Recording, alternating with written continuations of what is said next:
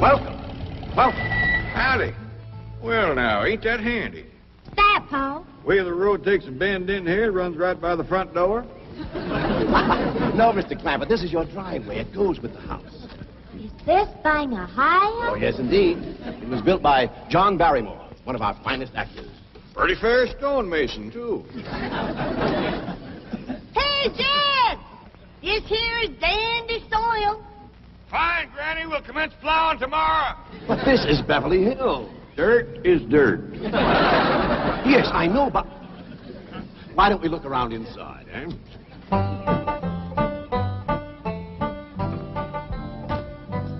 Well, here we are. I hope you're going to like this place I picked out for you. Maybe a trifle larger than what you're used to, but I feel a man with $25 million in my bank should live in a manner that... Come in, this is your home.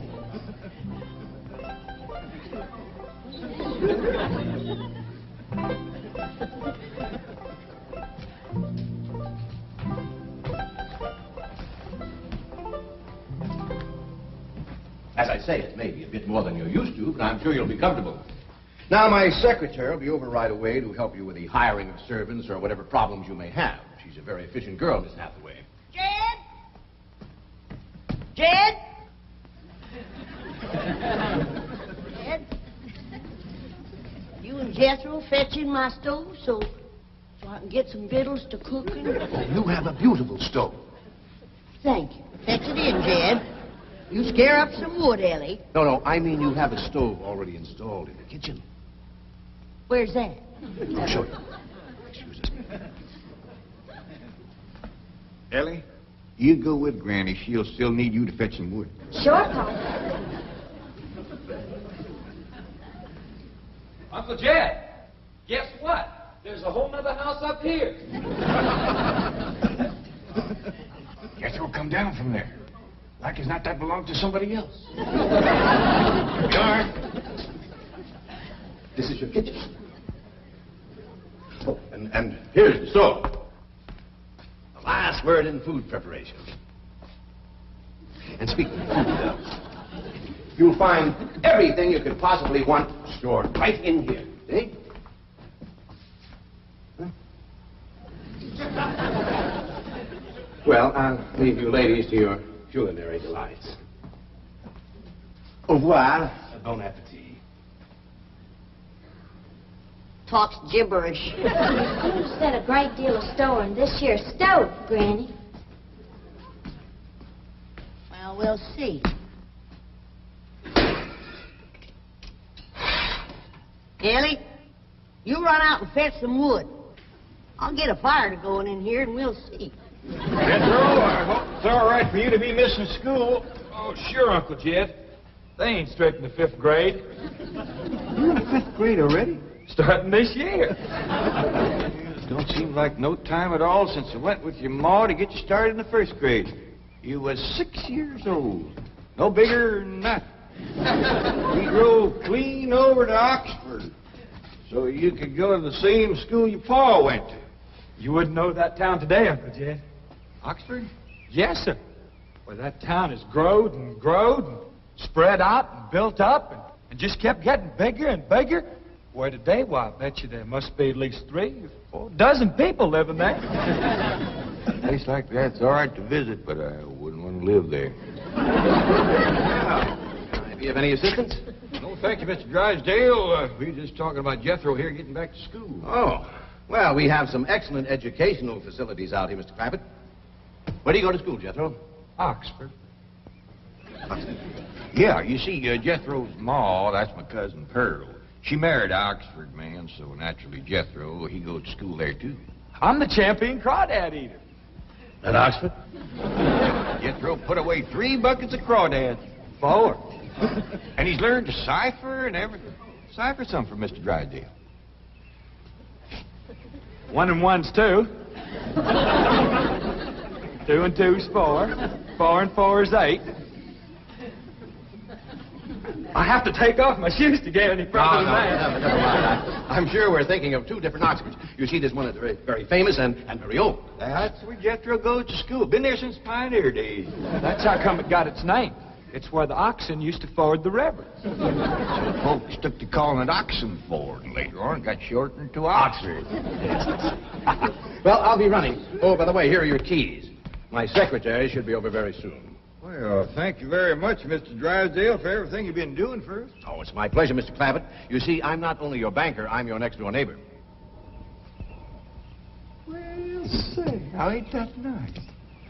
Well, now, why don't you bring your missus over tonight for supper, and I'll have Granny womp up a mess of grits and hog jowl. Well, you see, right now my wife is in Boston. Well, that's too bad. When'll she be back? Not too soon, fortunately. I'll see you later. Well, thank you, Mr. Drysdale. So long.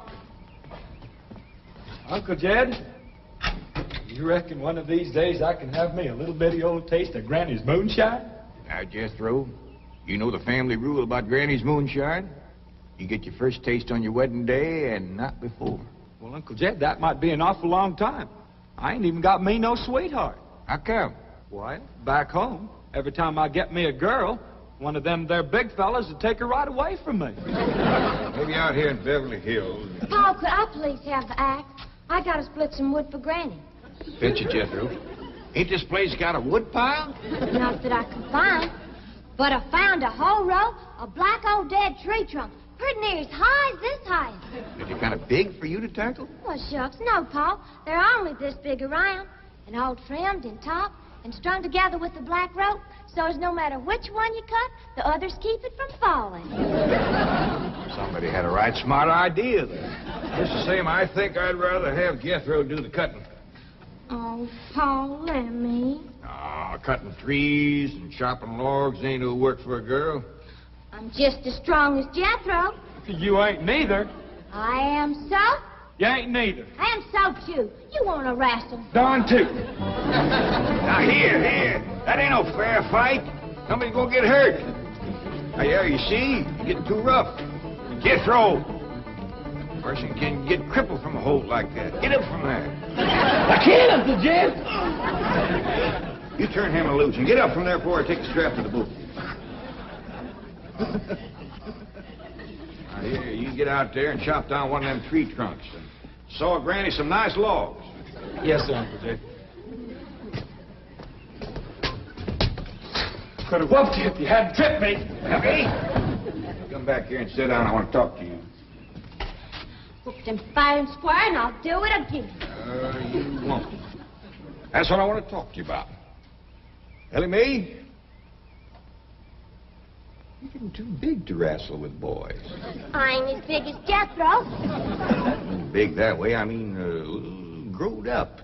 You're a young lady now. You gotta start minding your manners and fixing yourself up real nice and wearing dresses. Paul, folks would call me a sissy. It ain't sissy for girls to act like girls. You see, Ellie, I raised you like a boy, and I was wrong to do it. I reckon every man liked to have a son, and you was my only young'un.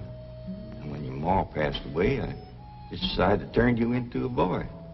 By the time Granny come to help out, you was too wild to tame. By thunder, you could outrun, out-climb, out-fight, and out-shoot every boy in them hills. Still can, Paul. Yeah, but it ain't fitting. It ain't right for folks to go against nature. Now look at old Duke here. Reckon we could turn him into a cat? Of course not. That's right. Because nature made him into a dog. It's the same way nature made you into a girl. Here lately, she's getting more and more positive about it. You mean my ears is grown? No, nothing like that. You're pretty. Oh, Paul. I know you don't like it when I say that, but you like it when the young fellas around here commence saying it, and they will. Only they'll probably be using words, fancy words I won't even understand. But Ellie Mae, ain't nobody can ever tell you how pretty you really are, except me. You're the living picture of your mom.